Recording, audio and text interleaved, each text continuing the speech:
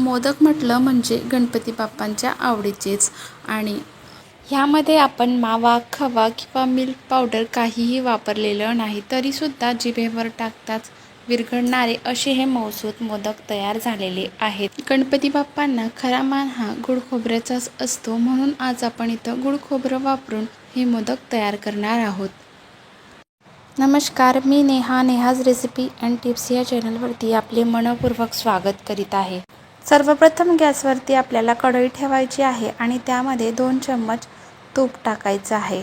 तूप छान असं तापल्यानंतर त्यामध्ये आता 1 टेबलस्पून खसखस घालायची आहे. तर खसखस छान अशी तडतडल्यानंतर त्यामध्ये काही बदामाचे आणि काजूचे काप करून घेतलेले आहेत, ते सुद्धा टाकून घेणार. तुम्हाला नको आहे तर तुम्ही स्किप करू शकतात.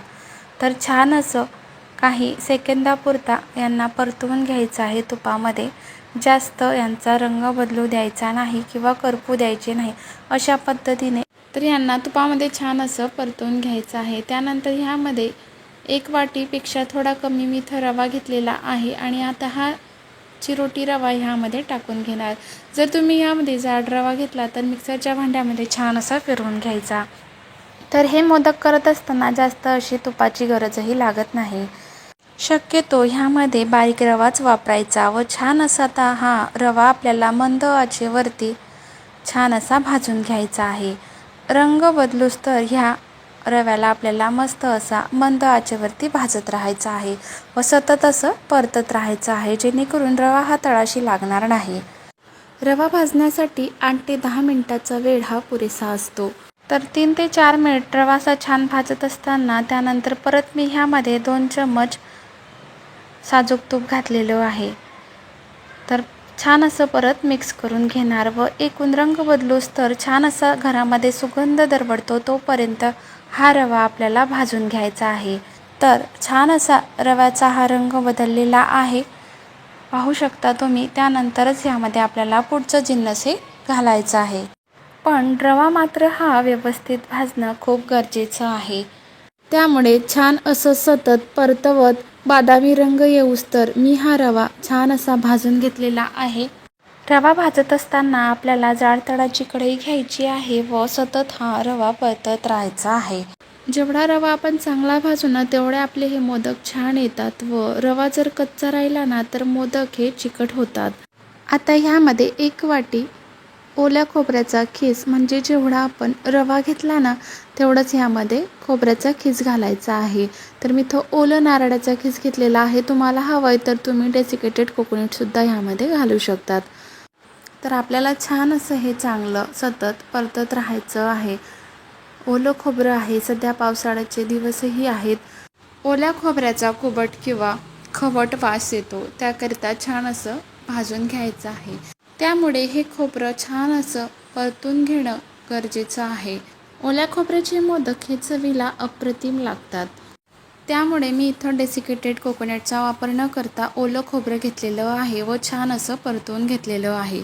रवासुद्धा मस्त असा, जेव्हा आपण ह्यामध्ये ओलं खोबरं घालतो तर त्यामध्ये भरपूर असं मॉइश्चर असतं, जे की रवा शोषून घेतो व त्यामुळे रवा छान असा मऊसूत तर होतोच, त्यासोबतच छान असा फुलतोही व दाताखाली खाताना कचकच असा लागत नाही. छान असा मऊसूत हा आपला रवा फुलत असतो, म्हणून मी इथं ओल्या खोबऱ्याचा वापर केलेला आहे.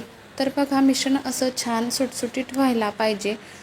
तर अशा पद्धतीने खोबरंसुद्धा छान असं भाजलं गेलेलं आहे आणि छान असा सुगंध घरामध्ये दरवळत आहे. आणि आता ह्या स्टेजला ह्यामध्ये ज्या वाटीने आपण रवा आणि खोबरं घेतलेलं आहे त्याच वाटीने 1 वाटी ह्यामध्ये दूध टाकलेलं आहे. तर साय मिक्स असलेलं दूध मी ह्यामध्ये टाकलेलं आहे.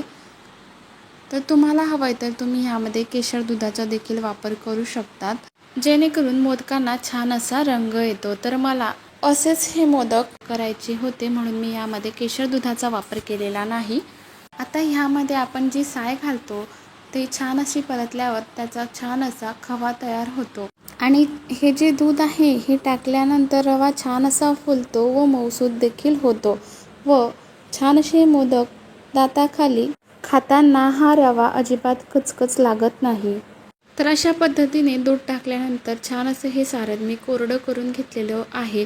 आता त्यानंतर ह्यामध्ये आपल्याला गूळ टाकायचा आहे. तर गूळ छान असा मी हा किसून घेतलेला आहे.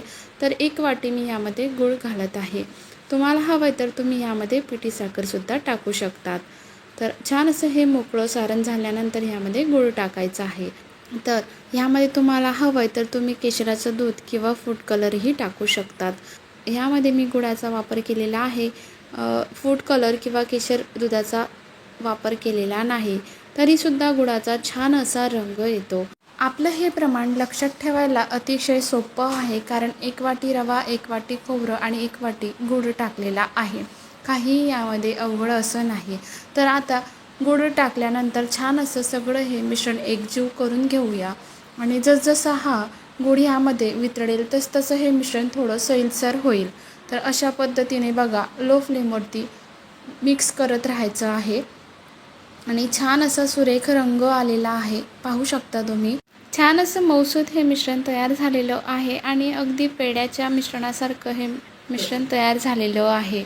जास्त आपण ह्यामध्ये तुपाचा वापर केलेला नाही. तर तुम्हाला हवं आहे तर तुम्ही 1 वाटी दुधाऐवजी 1 वाटी सायचा देखील ह्यामध्ये वापर करू शकतात. किंवा मस्त असं गूळ खोबऱ्याचं मऊ लुसलुशीत आपलं हे मोदकाचं सारण तयार झालेलं आहे. तर आता हे सारण मी एका बाउलमध्ये काढून घेणार.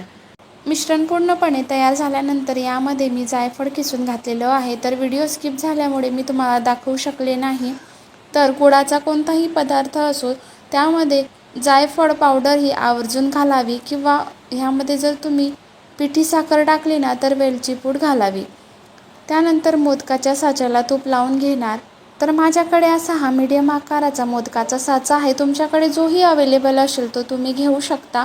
तर अशा पद्धतीने मोदकाच्या साच्याला तूप लावल्यानंतर छान असं दाबून दाबून आता हे सारण यामध्ये भरायचं आहे.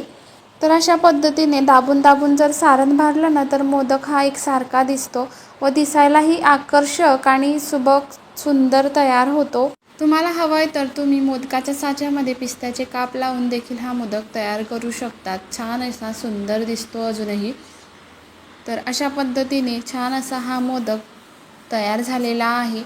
काही नाही, अगदी बोटावर मोजता येईल एवढ्या साहित्यात हे मोदक तयार झालेले आहेत. व तुम्हाला खरं सांगू का, मोदकाच्या साच्याला अगदी पहिल्या मोदकाच्या वेळेस मी तूप लावलं, नंतर गरजही पडली नाही. एवढे भराभर हे मोदक तयार झाले. अगदी नवशिकाऊसुद्धा सहज बनवतील एवढी ही नेहमीप्रमाणे माझी साधी सोपी रेसिपी आहे. तर अशाच पद्धतीने तुम्हाला दुसराही मोदक तयार करून दाखवते. अगदी जिभेवर ठेवताच विरघळणारे एवढे हे मऊसूत मोदक तयार होतात. तर बघा अशाच पद्धतीने दुसरा मोदकही तयार झालेला आहे छान असा. तर अशाच पद्धतीने सर्व हे मोदक मी तयार करून घेणार. तर बघा किती सुंदर सुबक आणि मऊसूत हे मोदक तयार झालेले आहेत. तर गणपती बाप्पांना नक्कीच आवडणार. तर माझी ही नेहमीप्रमाणे साधी सोपी रेसिपी तुम्हाला कशी वाटली कमेंट्स करून नक्की कळवा. त्यासोबतच व्हिडिओ आवडल्यास आपल्या मित्रपरिवारासोबत देखील शेअर करा आणि चॅनलला लाईक, शेअर आणि सबस्क्राईब करायला मात्र विसरू नका. पुन्हा भेटूया एका नवीन रेसिपीसोबत. तोपर्यंत नमस्कार.